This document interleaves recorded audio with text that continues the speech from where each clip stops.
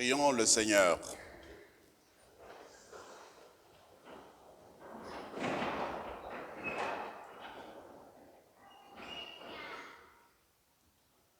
Seigneur Dieu, par la passion du Christ, ton Fils, notre Seigneur, tu as détruit la mort, héritée du premier péché, elle qui tenait l'humanité sous sa loi.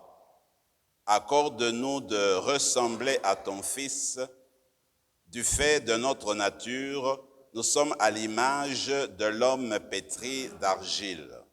De même, que ta grâce nous sanctifie pour que nous soyons à l'image de celui qui vient du ciel. Par le Christ, notre Seigneur.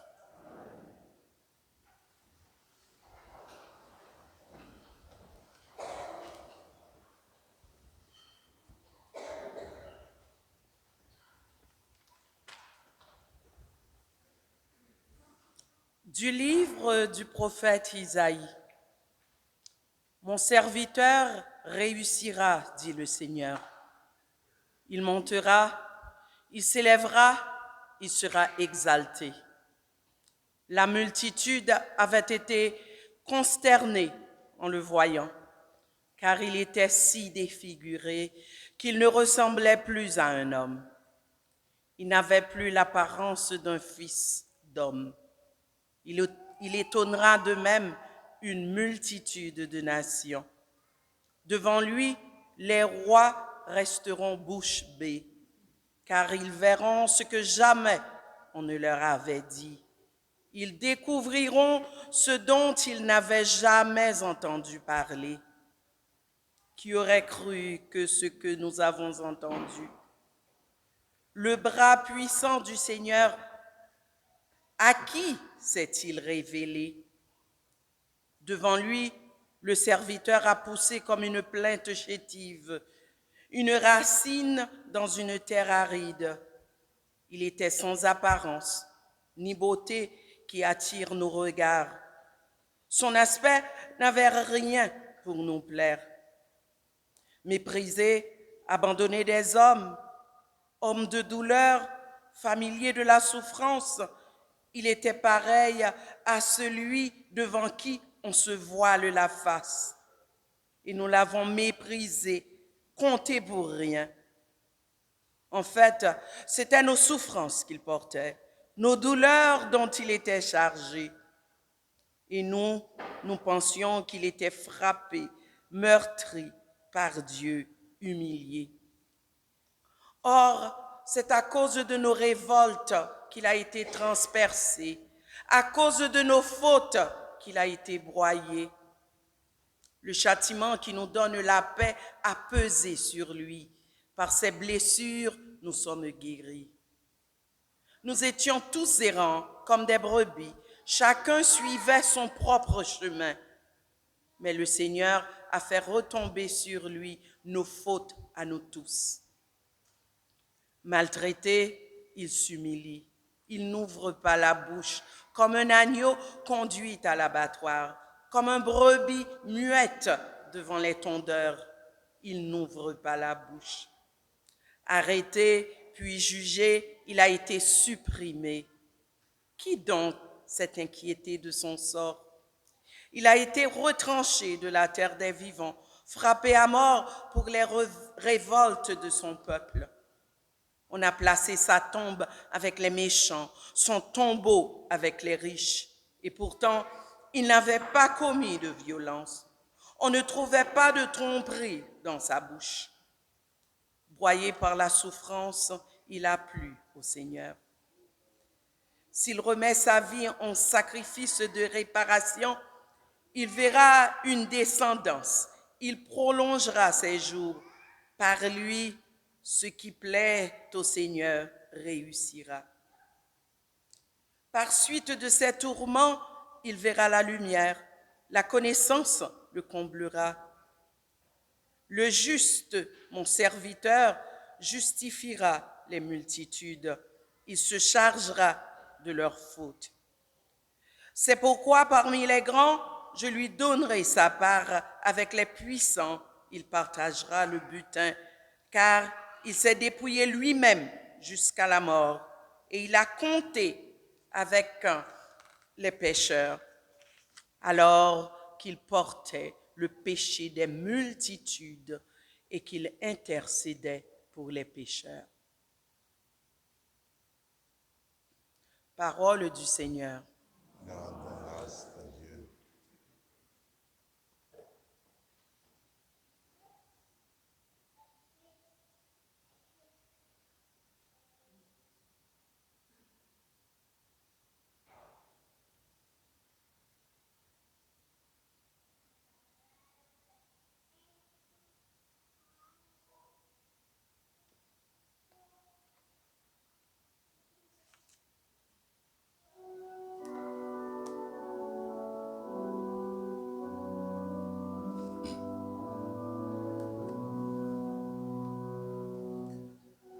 Ô Père, dans tes mains, je remets mon esprit.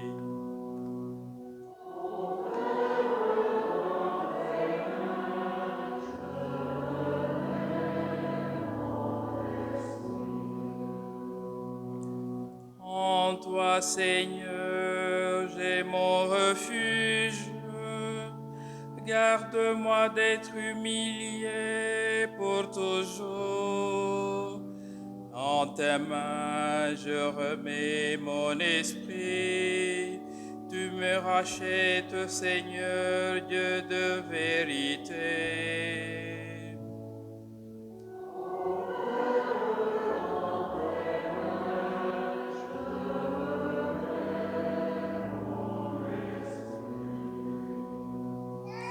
Je suis la risée de mes adversaires et même de mes voisins. J'ai fait peur à mes amis. S'ils me voient dans la rue, ils me fuient.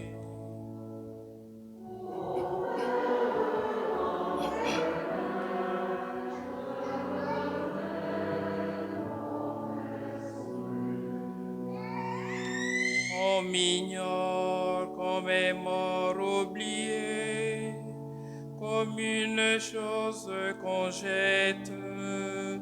J'entends les calomnies de la foule, ils s'accordent pour m'ôter la vie.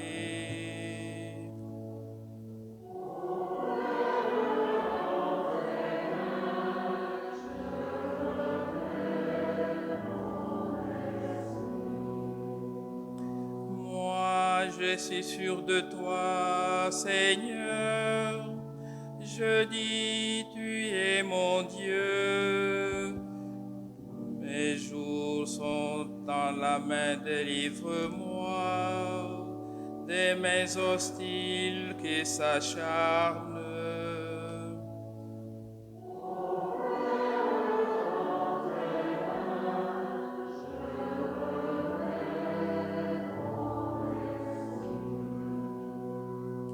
Sur ton serviteur que s'illumine ta face, sauve-moi par ton amour. Soyez forts, prenez courage, vous tous qui espérez le Seigneur. Ô Père, dans tes mains, je remets mon esprit.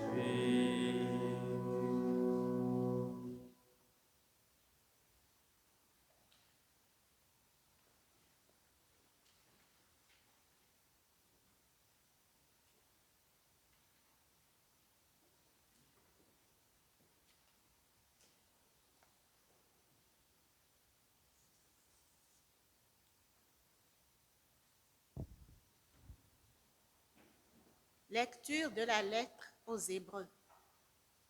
Frères, en Jésus, le Fils de Dieu, nous avons le grand prêtre par excellence, celui qui a traversé les cieux. Tenons donc ferme l'affirmation de notre foi.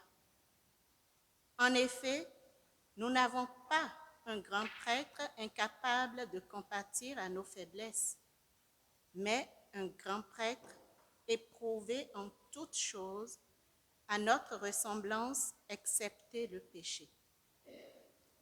Avançons-nous donc avec assurance vers le trône de la grâce pour obtenir miséricorde et recevoir en temps voulu la grâce de son secours. Le Christ, pendant les jours de sa vie dans la chair, offrit avec un grand cri et dans les larmes des prières et des supplications à Dieu qui pouvait le sauver de la mort, et il fut exaucé en raison de son grand respect.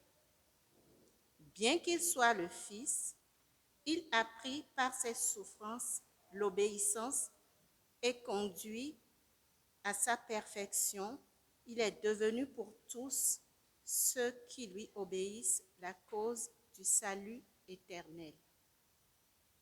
Parole du Seigneur. Grâce à Dieu.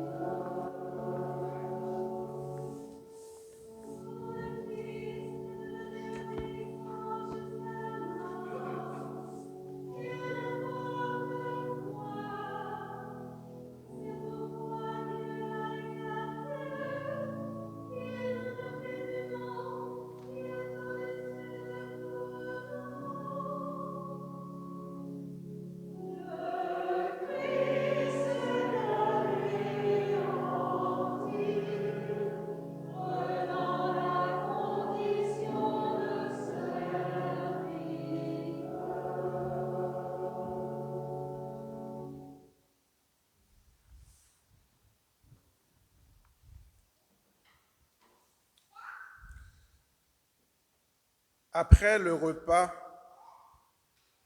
vous pouvez vous asseoir.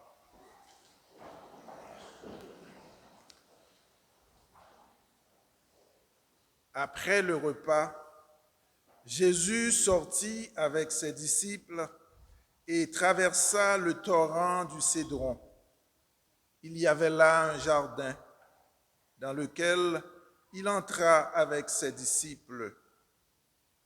Judas, qui le livrait, connaissait l'endroit, lui aussi, car Jésus y avait souvent réuni ses disciples. Judas prit donc avec lui un détachement de soldats et des gardes envoyés par les chefs des prêtres et les pharisiens. Ils avaient des lanternes, des torches et des armes. Alors Jésus, sachant tout ce qui allait lui arriver, s'avança et leur dit: « Qui cherchez-vous » Ils lui répondirent: Jésus. Il leur dit: C'est moi. Judas, qui le livrait, était au milieu d'eux. Quand Jésus leur répondit: C'est moi, ils reculèrent et ils tombèrent par terre. Il leur demanda de nouveau: Qui cherchez-vous ? Ils dirent: Jésus répondit: Je vous l'ai dit, c'est moi. Si c'est bien moi que vous cherchez, cela, laissez-les partir. » Ainsi s'accomplissait la parole qu'il avait dite. Je n'ai perdu aucun de ceux que tu m'as donnés. Alors Simon-Pierre, qui avait une épée, la tira du fourreau. Il frappa le serviteur du grand prêtre et lui coupa l'oreille droite. Le nom de ce serviteur était Malchus. Jésus dit à Pierre, « Remets ton épée au fourreau.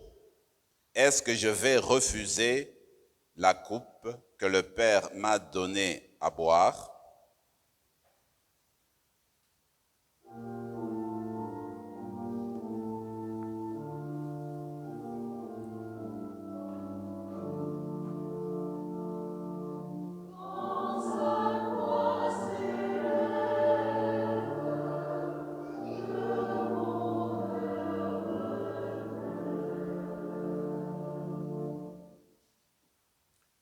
Alors les soldats, le commandant et les gardes juifs se saisissent de Jésus et l'enchaînent. Ils l'emmenèrent d'abord chez Anne, beau-père de Caïphe, le grand prêtre de cette année-là. C'est Caïphe qui avait donné aux Juifs cet avis. Il vaut mieux qu'un seul homme meure pour tout le peuple. Simon-Pierre et un autre disciple suivaient Jésus.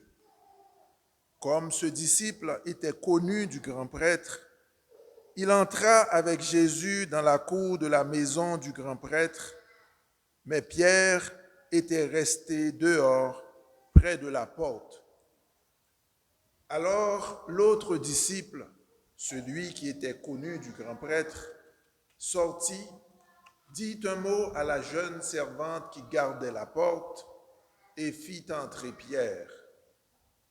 La servante dit alors à Pierre, « N'es-tu pas toi aussi un des disciples de cet homme-là » Il répondit, « Non, je n'en suis pas. » Les serviteurs et les gardes étaient là. Comme il faisait froid, ils avaient allumé un feu pour se réchauffer. Pierre était avec eux et se chauffait lui aussi. Or, le grand prêtre questionnait Jésus sur ses disciples et sur sa doctrine. Jésus lui répondit, « J'ai parlé au monde ouvertement. J'ai toujours enseigné dans les synagogues et dans le temple, là où tous les Juifs se réunissent. Et je n'ai jamais parlé en cachette. Pourquoi me questionnes-tu? Ce que j'ai dit, demande-le à ceux qui sont venus m'entendre. Eux savent ce que j'ai dit. » À cette réponse, un des gardes qui était à côté de Jésus lui donna une gifle en disant, « C'est ainsi que tu réponds, grand prêtre. » Jésus lui répliqua, « Si j'ai mal parlé, montre ce que j'ai dit de mal. Mais si j'ai bien parlé, pourquoi me frappes-tu? » Anne l'envoya, toujours enchaîné, au grand prêtre Caïphe.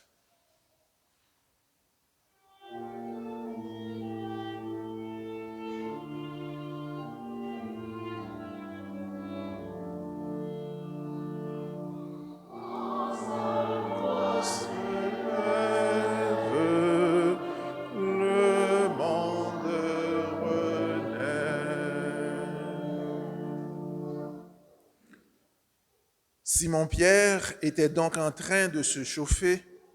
On lui dit, « Es-tu pas un de ses disciples, toi aussi? » Il répondit, « Non, je n'en suis pas. » Un des serviteurs du grand prêtre, parent de celui à qui Pierre avait coupé l'oreille, insista.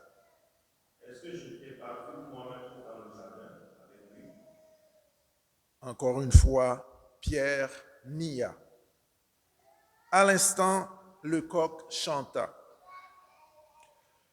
Alors on amène Jésus de chez Caïphe au palais du gouverneur. C'était le matin.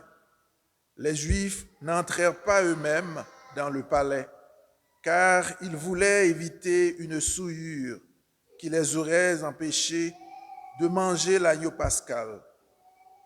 Pilate vint au dehors pour leur parler. Quelle accusation portez-vous contre cet homme? Ils lui répondirent. S'il ne s'agissait pas d'un malfaiteur, nous ne le donnerions pas de nous. Pilate leur dit. Reprenez-le et vous le jugerez vous-même suivant votre loi. Les Juifs lui dirent.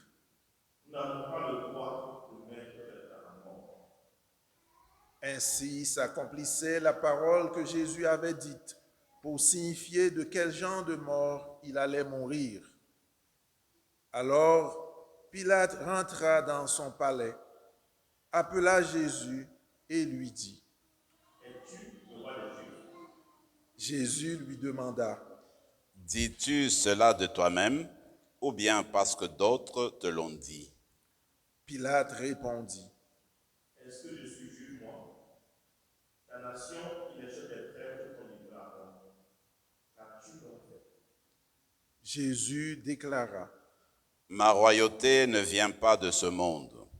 Si ma royauté venait de ce monde, j'aurais des gardes qui se seraient battus pour que je ne sois pas livré aux Juifs. Non, ma royauté ne vient pas d'ici. Pilate lui dit.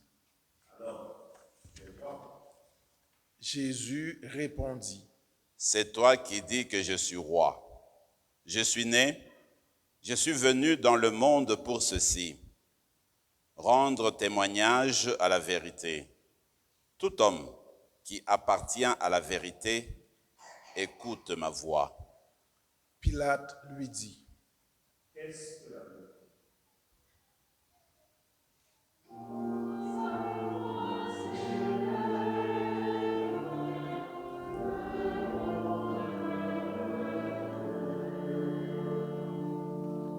Quand la croix se lève, le monde renaît.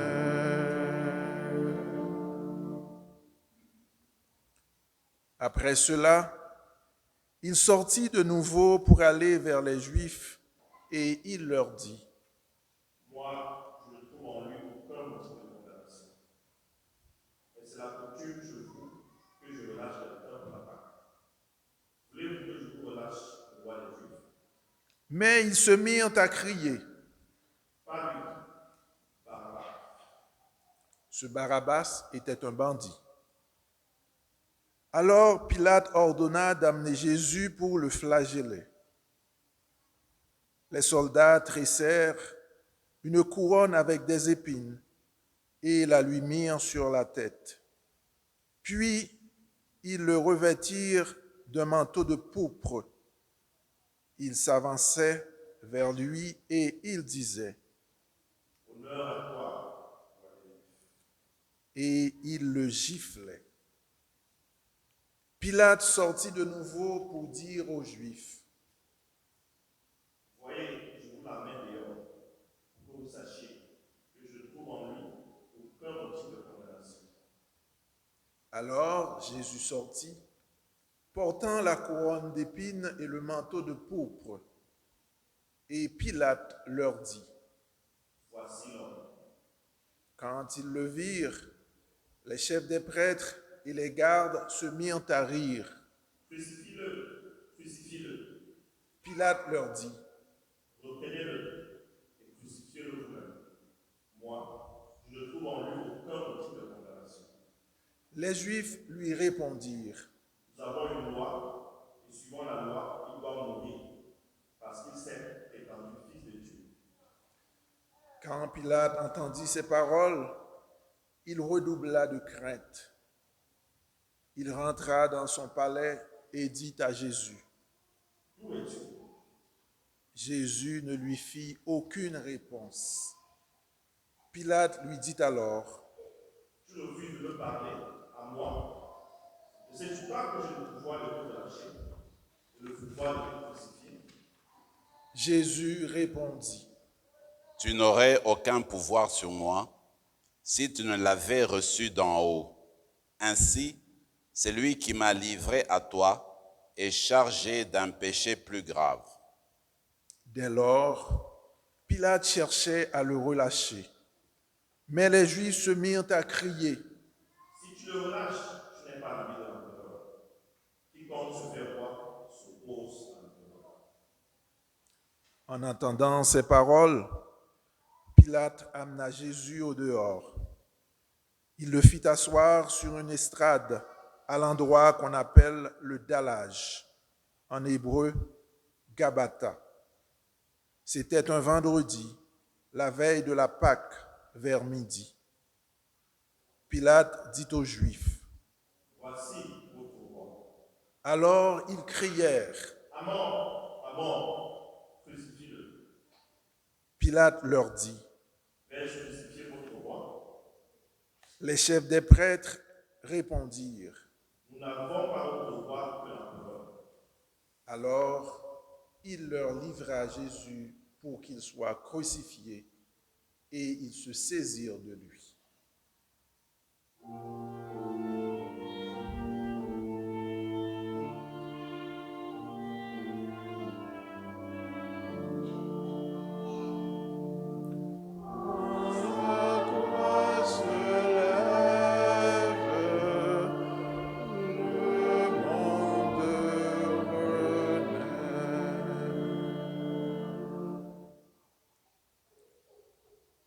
Jésus, portant lui-même sa croix, sortit en direction du lieu dit en hébreu Golgotha, nom qui se traduit calvaire, c'est-à-dire crâne. Là, ils le crucifièrent et avec lui 2 autres, un de chaque côté, et Jésus au milieu. Pilate avait rédigé un écriteau qu'il fit placer sur la croix avec cette inscription: Jésus le Nazaréen, roi des Juifs. Comme on avait crucifié Jésus dans un endroit proche de la ville, beaucoup de Juifs lurent cet écriteau qui était libellé en hébreu, en latin et en grec. Alors, les prêtres des Juifs dirent à Pilate, Il ne fallait pas écrire roi des Juifs. Il fallait écrire cet homme a dit, je suis le roi des Juifs.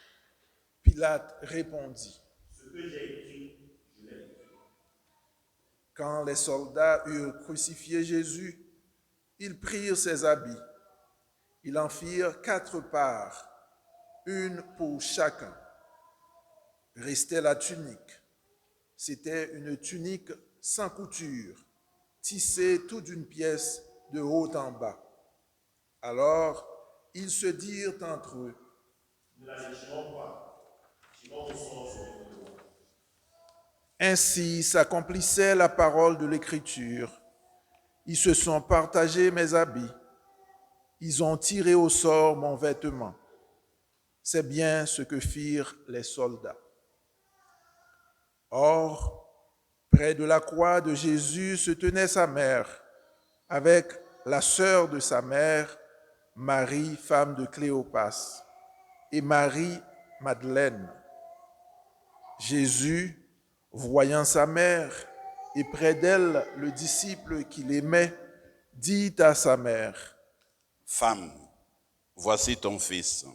Puis il dit au disciple, Voici ta mère. » Et à partir de cette heure-là, le disciple l'a pris chez lui.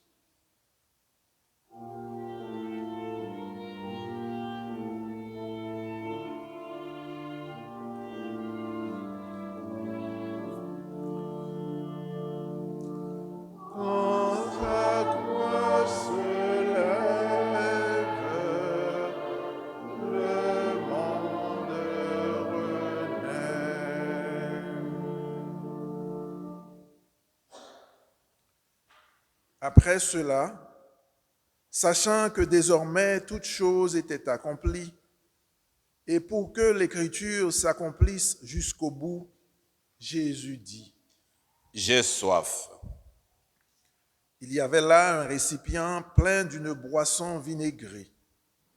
On fixa donc une éponge remplie de ce vinaigre à une branche d'hysope, et on l'approcha de sa bouche. Quand il eut pris le vinaigre, Jésus dit, « Tout est accompli. » Puis, s'inclinant la tête, il remit l'esprit.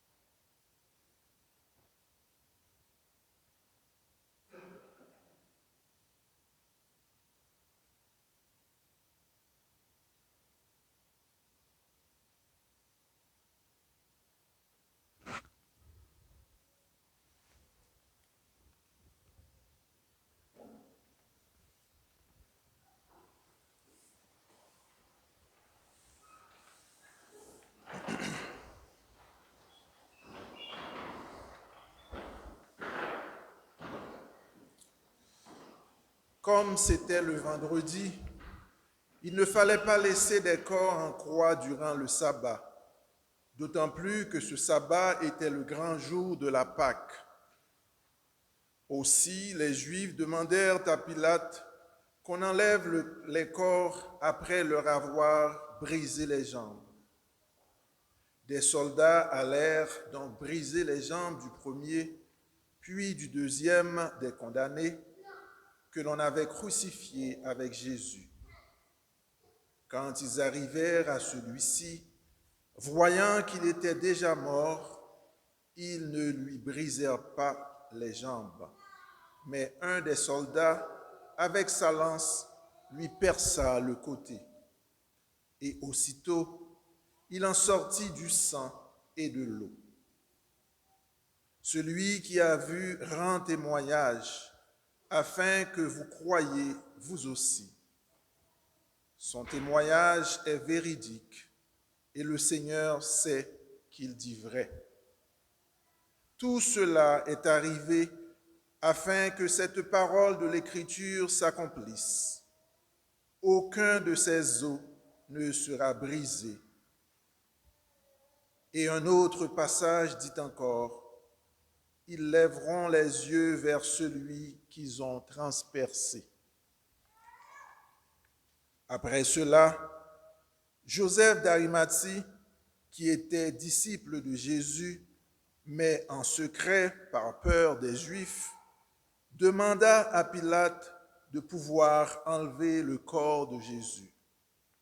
Et Pilate le permit. Joseph vint donc enlever le corps de Jésus. Nicodème, celui qui la première fois était venu trouver Jésus pendant la nuit, vint lui aussi.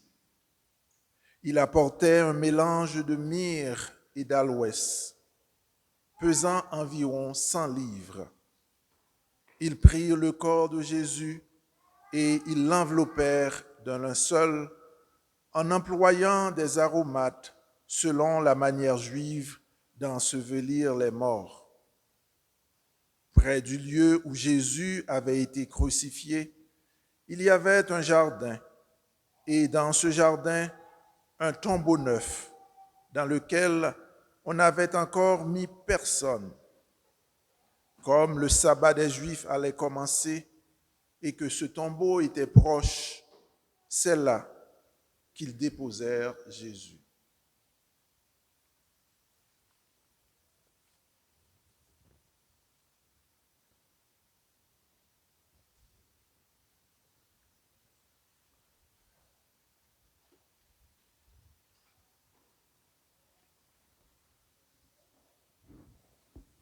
J'étais jeune prêtre.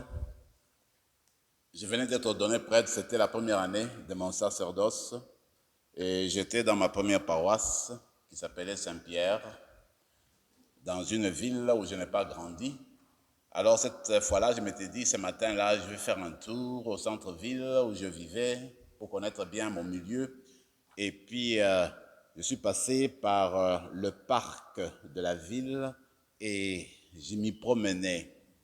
Un peu plus loin, j'ai vu un attroupement. J'étais curieux. Je me suis dit, je vais avancer et puis me rendre compte de ce qui se passe.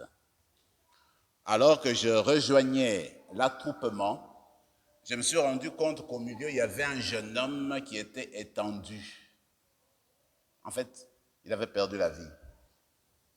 Juste quand je regardais, du coup, un peu plus loin, j'entendais des cris. En fait, c'était deux dames qui venaient en courant, en sanglotant, en se frappant la poitrine.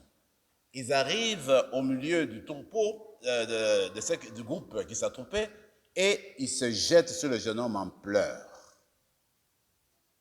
Ce jour-là, je me suis dit, il me semble que dans notre vie, chacune de nous, nous avons ce qu'on peut appeler des intimes. Des personnes qui nous sont très proches, des personnes qui sont blessées quand on nous fait mal, des personnes qui souffrent quand nous attrapons la grippe. Ce sont par exemple nos parents, nos amis, c'est ce que j'appelle des intimes.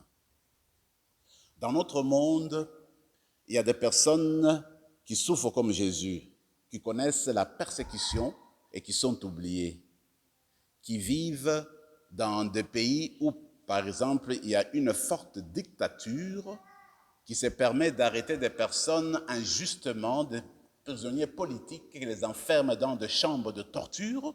Ces personnes meurent dans l'anonymat. Ils n'ont pas d'intime. Il manque d'avoir d'intime. D'ailleurs, ce matin, comme par hasard, je suis tombé en ligne. On dit qu'ici à Ottawa, la police a commencé une enquête depuis 2013, de 2013 à 2020, parce qu'il y avait des jeunes gens, des jeunes filles qui disparaissaient dans notre ville ici, Ottawa. Et c'était en fait la traite humaine.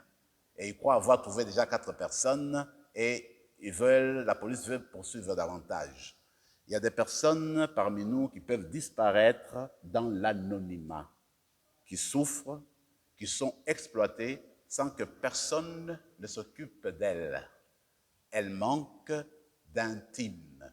Elles manquent de personnes intimes qui doivent les protéger, les encadrer.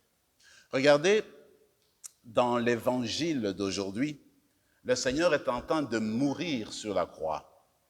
Il voit au-devant de lui Jean, le disciple qu'il aimait, qu'il connaissait, et à côté de lui, sa mère. Jésus regarde sa mère et puis dit, « Mère, regarde, celui-là c'est ton fils. » Et puis il dit à Jean, « C'est ta mère. » Comme pour dire, je vous demande de devenir des intimes. Je vous demande que vos relations deviennent étroites. Je voudrais que vous vous rapprochiez davantage. En fait, le Seigneur Jésus, sur la croix, donnait naissance à l'Église.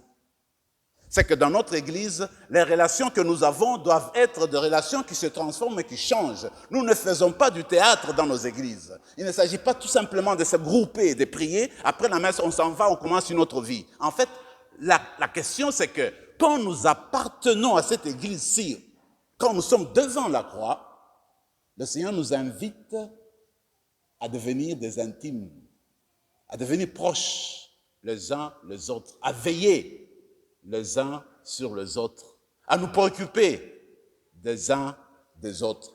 C'est cela, faire église. C'est ce que le Seigneur voudrait. Et il dit à Marie, c'est ton fils. Il dit à Jean, c'est ta mère. Jean, il n'avait rien de sang avec Marie, il n'avait pas de relation de sang. Jean, la même chose. Donc, ce qui prime dans l'église, ce n'est pas la relation de sang.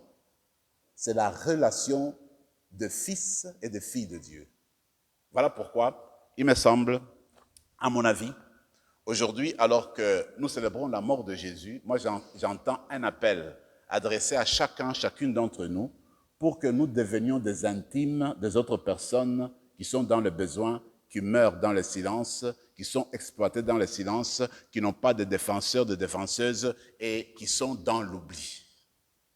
Alors c'est la grâce qu'on va demander pour que nous nous rapprochions davantage, que nous apprenions à nous occuper les uns les autres. Nous appartenons au Christ et c'est la famille de Dieu. Ça, c'est un. La deuxième chose, moi, je me dis, pour bien comprendre la croix, en tout cas, moi, personnellement, j'aime beaucoup exploiter la vie de Saint Maximilien Kolbe, que certains ou certains d'entre nous connaissent. Eh bien, c'était un prêtre polonais, un franciscain. Nous sommes dans les années 1941, c'est le début de la Deuxième Guerre mondiale. Alors, la Gestapo a ravagé la Pologne, on a commencé à arrêter les gens, on a arrêté le père Maximilien Kolbe, qui s'occupait en fait de tout ce qu'il y avait comme imprimerie, et c'est lui qui faisait diffuser la parole de Dieu, n'est-ce pas, par ses publications. Alors, on l'amène au centre de concentration à Auschwitz. Et il vivait là-bas, en 1941. Et voilà que, à ce moment-là, dans le camp, il y a eu fuite de 10 personnes. Et vous savez comment faisait la Gestapo? Pour faire parler les gens, elle disait, on va prendre 10 personnes au hasard dans l'assemblée. Et puis, on va les faire mourir de faim et de soif. On les enferme nus dans le cachot. Alors, ils choisissent au hasard 10 personnes. Ils les envoient au cachot. Alors qu'ils allaient au cachot, il y avait un qui s'appelait François, et puis il commence à se lamenter. Il dit, mais moi je vais mourir jeune de cette manière-là. J'ai encore ma femme, même si je suis emprisonné, j'ai des jeunes enfants. Qu'est-ce qu'ils vont devenir? Alors le père Maximilien Kolbe, qui était dans la prison, qui a entendu les lamentations de François, il va dire aux soldats, écoutez, moi je prends la place de François. Je suis un prêtre catholique, je ne suis pas comme François, moi je n'ai pas de femme, je n'ai pas d'enfant, je peux prendre sa place. Et le soldat accepte. On libère François et on prend le père Maximilien Kolbe. C'est ainsi qu'il va mourir, n'est-ce pas, dans le camp de concentration le 14 octobre 1941. Le 14 août, je veux dire, parce que c'est la veille de la fête de l'Assomption de Marie. De toute façon, alors le plus beau, c'est que plus tard, Paul VI va béatifier le père Kolbe. Et beaucoup plus tard, le 10 octobre 1982, c'est le pape Jean-Paul II, dans une belle célébration sur la place publique à Rome, qui va canoniser, rendre saint le père Maximilien Kolbe. Et ce qui est formidable, c'est que à cette célébration-là, le François, pour qui le père avait donné la vie, était présent avec ses enfants et ses petits-enfants. Alors moi, je me dis, cet exemple-là, moi personnellement, ça me permet de comprendre la signification de la mort de Jésus. Jésus est mort pour toi et pour moi. Jésus est mort pour prendre nos souffrances, pour prendre nos maladies, pour nous dire qu'il ne faut jamais avoir peur. Quand tu es malade, quand tu es dans la souffrance, il est avec nous. Il porte avec toi cette souffrance-là. Il porte avec toi la peur de la mort. Il porte avec toi ta faiblesse. il est là avec toi. C'est pour ça qu'il est mort sur la croix. Alors la croix devient chemin de salut, la croix devient guérison, la croix devient source de force, n'est-ce pas? C'est pourquoi, en fait, ça devient l'emblème du chrétien, de la chrétienne. Ça devient, c'est en fait que nous, sur quoi nous posons le regard pour davantage chercher le salut et nous transformer. Alors, quand nous viendrons bientôt pour l'adoration de la croix, la vénération de la croix, je propose que chacune de nous fasse une prière quand il arrive devant la croix, qui demande cette transformation de relation entre nous, qu'on devienne des intimes, qu'on prenne soin les uns les autres, et que, comme Saint Maximilien Kolbe, que nous apprenions à nous mettre à la disposition de l'autre, à la disposition de Dieu jusqu'au bout. C'est ça, en fait, intégrer la croix dans notre vie. Amen.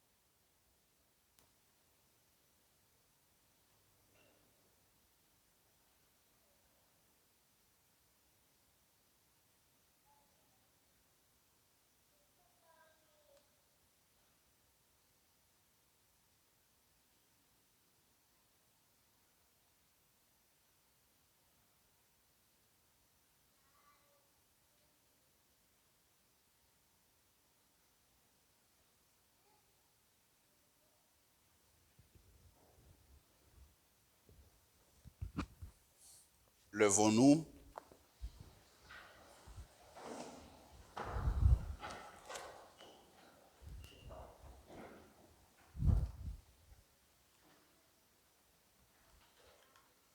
Nous allons donc faire ce qu'on appelle les prières universelles spéciales qu'on fait le vendredi saint. Donc il y en a 10. Alors c'est toujours 3 étapes. Je donne l'intention, le diacre la développe, nous gardons silence, on écoute ce que le diacre dit, c'est pour que nous gardions silence, que nous prions dans nos cœurs. On garde silence, ensuite je fais la conclusion avec une prière, puis on passe à la deuxième intention, ainsi de suite. Pour la Sainte Église. Prions, frères et sœurs bien-aimés, pour la Sainte Église de Dieu. Que notre Dieu et Seigneur lui donne la paix, la rassemble dans l'unité et la garde par toute la terre. Qu'il nous accorde une vie calme et paisible pour glorifier Dieu le Père Tout-Puissant.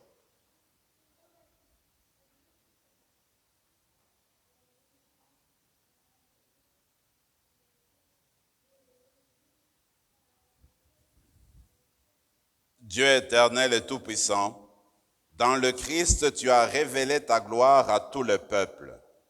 Protège l'œuvre de ta miséricorde afin que ton Église répandue par tout l'univers demeure inébranlable dans la foi pour proclamer ton nom. Par le Christ, notre Seigneur. Amen. Pour le pape. Prions pour notre Saint-Père le pape François, choisi par Dieu notre Seigneur dans le collège des évêques, qu'il le garde sain et sauf au service de son Église pour gouverner le peuple saint de Dieu.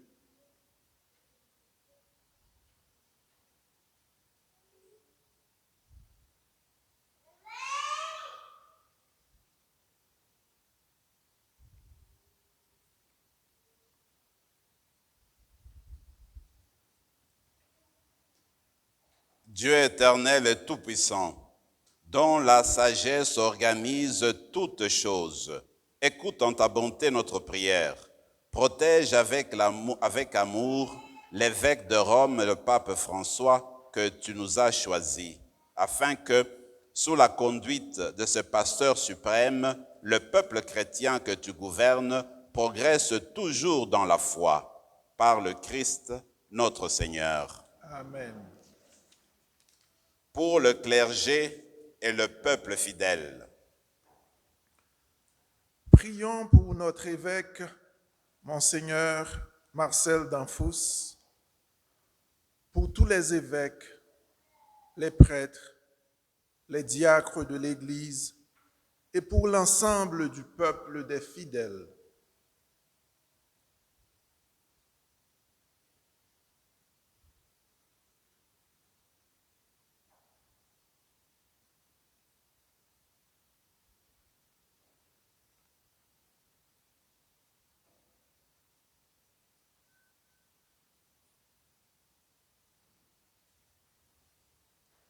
Dieu éternel et tout-puissant, dont l'Esprit sanctifie et gouverne le corps entier de l'Église, exauce les prières que nous t'adressons pour tes ministres, afin que, par le don de ta grâce, tout ton peuple te serve avec fidélité, par le Christ notre Seigneur. Amen. Pour les catéchumènes. Prions pour les catéchumènes. Que Dieu notre Seigneur ouvre leur cœur à sa parole et les accueille dans sa miséricorde. Après avoir reçu le pardon de tous leurs péchés par le bain de la naissance nouvelle, qu'ils soient reconnus comme appartenant au Christ Jésus, notre Seigneur.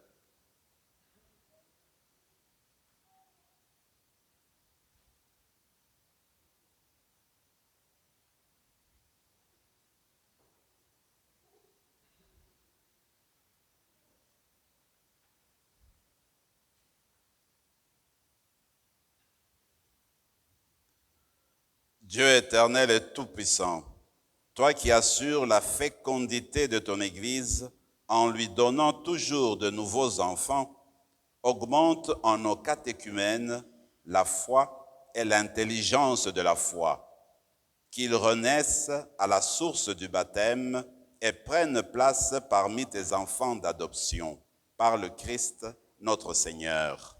Amen. Pour l'unité des chrétiens. Prions pour tous nos frères et sœurs qui croient au Christ et cherchent à faire la vérité. Que le Seigneur notre Dieu les rassemble et les garde dans son unique Église.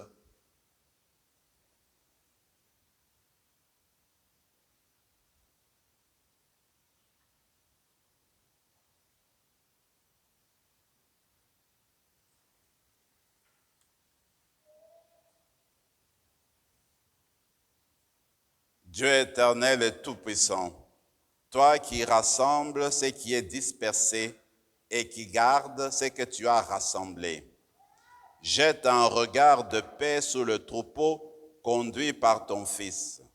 Accorde à ceux et à celles qu'un même baptême a consacrés d'être unis dans la plénitude de la foi et de demeurer en communion par le lien de la charité, par le Christ notre Seigneur. Amen. Pour les Juifs. Prions pour les Juifs à qui le Seigneur notre Dieu a parlé en premier, qu'il leur donne de progresser dans l'amour de son nom et dans la fidélité à son alliance.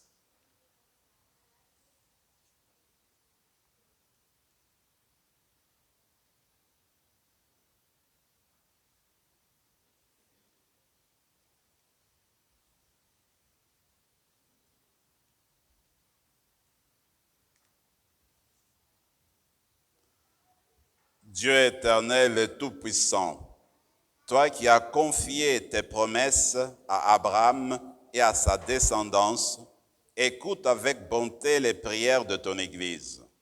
Donne au peuple que tu as choisi en premier de parvenir à la plénitude de la rédemption, par le Christ notre Seigneur. Amen.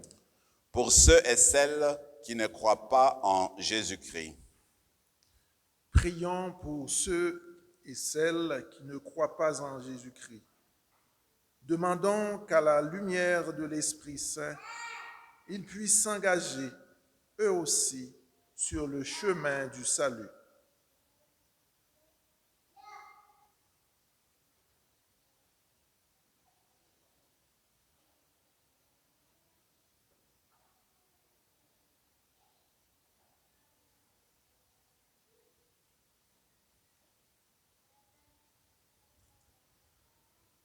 Dieu éternel et tout-puissant, donne à ceux et à celles qui ne reconnaissent pas le Christ de marcher en ta présence d'un cœur sincère, afin de découvrir la vérité.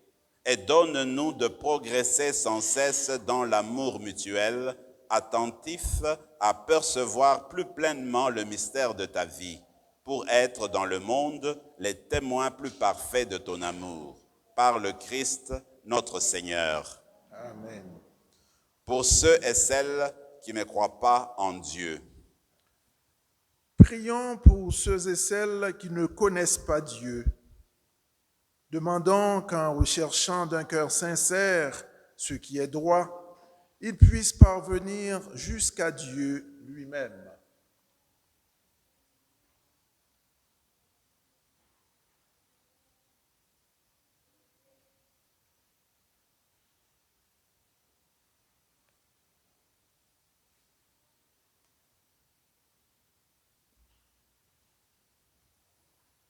Dieu éternel et tout-puissant, tu as créé l'être humain pour qu'il te cherche dans un désir inlassable et que son cœur s'apaise en te trouvant. Nous t'en prions, fais que tous et toutes, au milieu des difficultés qui leur font obstacle, discernent les signes de ta tendresse et perçoivent le témoignage des œuvres bonnes de ceux et celles qui croient en toi, afin d'avoir le bonheur de te reconnaître, toi, le seul vrai Dieu et notre Père, par le Christ, notre Seigneur. Amen. Pour les responsables des pouvoirs politiques, publics, Prions pour les chefs d'État et tous les responsables des affaires publiques. Que le Seigneur notre Dieu dirige leur esprit et leur cœur selon sa volonté pour la paix véritable et la liberté de tous.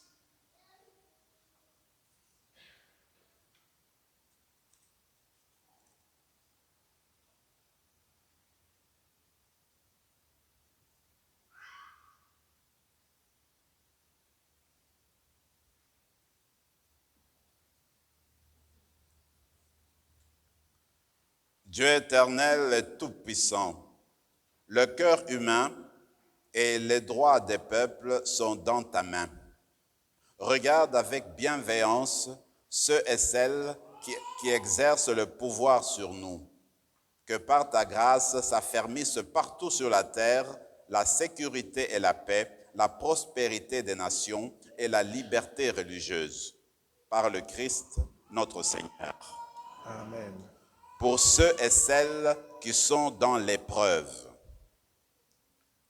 Frères et sœurs bien-aimés, prions Dieu le Père Tout-Puissant pour qu'il purifie le monde de toute erreur, chasse les maladies et repousse la famine, ouvre les prisons et brise les chaînes, protège ceux qui voyagent, ramène chez eux les exilés, donne la force aux malades et aux mourants, accorde le salut.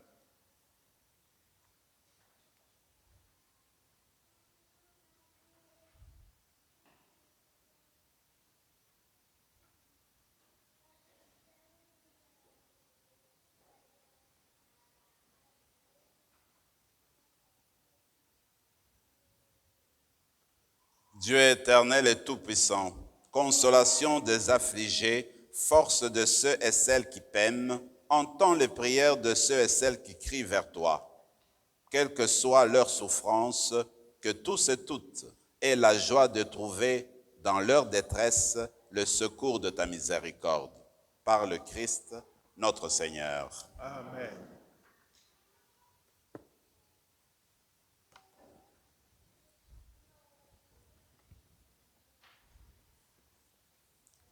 Nous avons fini la première partie. On va commencer avec la vénération de la croix bientôt.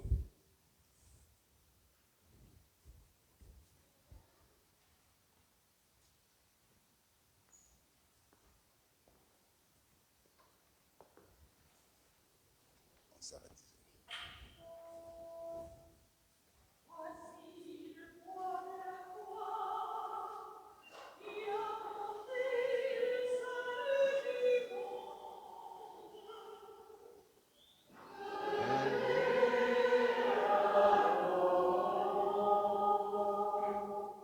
On se met à genoux.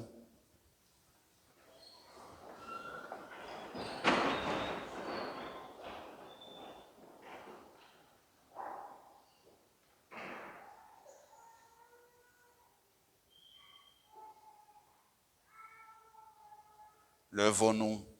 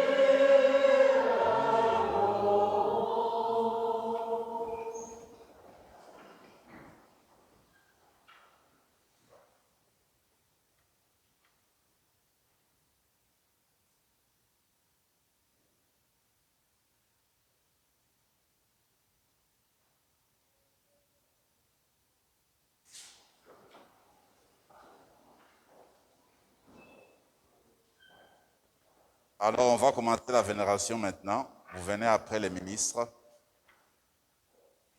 Ça sera plus simple de commencer avec les rangées ici et puis on se suit ainsi de suite.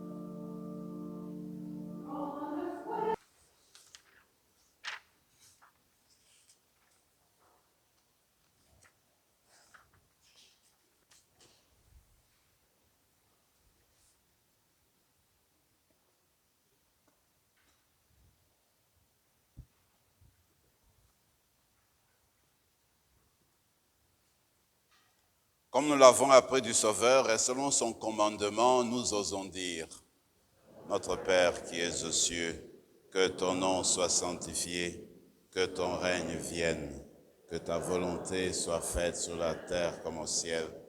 Donne-nous aujourd'hui notre pain de ce jour. Pardonne nos offenses comme nous pardonnons aussi à ceux qui nous ont offensés. Et ne nous laisse pas entrer en tentation, mais délivre-nous du mal. Délivre-nous de tout mal, Seigneur, et donne la paix à notre temps. Soutenus par ta miséricorde, nous serons libérés de tout péché, à l'abri de toute épreuve. Nous qui attendons que se réalise cette bienheureuse espérance, l'avènement de Jésus-Christ, notre Sauveur. Car c'est à toi qu'appartiennent le règne, la puissance et la gloire pour les siècles des siècles. Seigneur Jésus-Christ, que cette communion à ton corps et à ton sang n'entraîne pour nous ni jugement ni condamnation, mais que par ta bonté, elle soutienne notre esprit et nous donne la guérison.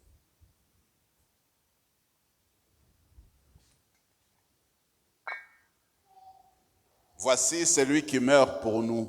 Voici l'agneau de Dieu, celui qui enlève les péchés du monde. Heureux les invités au repas des noces de l'agneau. Seigneur, je ne suis pas digne de te recevoir, mais dis seulement une parole et je serai guéri. Que le corps et le sang du Christ nous gardent pour la vie éternelle. Amen.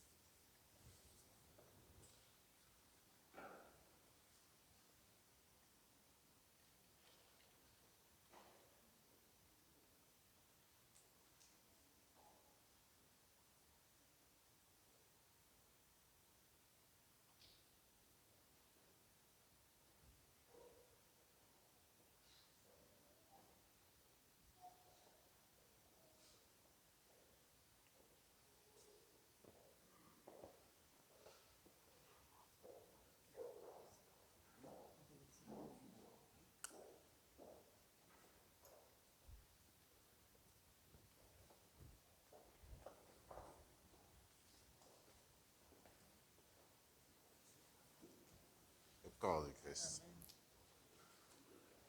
Le corps du Christ. Le corps du Christ. Le corps du Christ. Le corps du Christ. Le corps du Christ.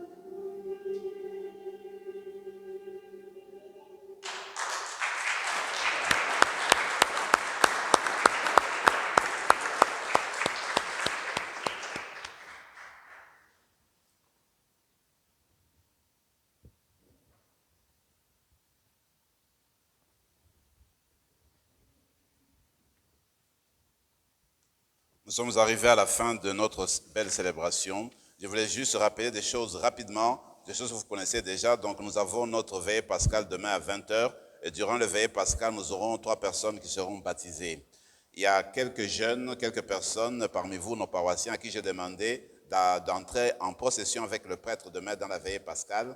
Il y aura des bancs qui seront réservés pour ces personnes-là. En tout cas, elles viendront comme d'habitude. Nous commençons à 20h, mais nous entrerons en procession avec elles quand le moment sera venu. Quand elles viendront, on leur donnera des indications demain soir. Prions encore le Seigneur.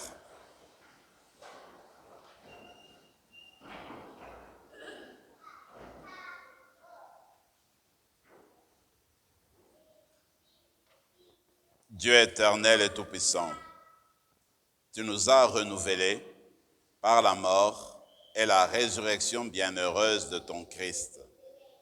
Entretiens en nous l'œuvre de ta miséricorde, que notre communion à ces mystères consacre à ton service notre vie tout entière, par le Christ notre Seigneur. Comme je l'ai dit, si le cœur vous en dit, vous pouvez revenir pour le chemin de croix. Personne ne doit se sentir obligé parce qu'avec cette célébration, c'est le sommet. Mais si vous voulez ajouter un extra, eh bien, vous êtes toujours les bienvenus. Je vais donner la bénédiction. Le vendredi saint, on ne donne pas la bénédiction. Alors, j'impose le main. Vous répondez simplement à la fin. Amen. Que la bénédiction, nous t'en prions Seigneur, que ta bénédiction descende en abondance sur ton peuple qui a célébré la mort de ton Fils dans l'espérance de sa propre résurrection. Accorde-lui pardon et réconfort, augmente sa foi, assure son éternelle rédemption par le Christ notre Seigneur.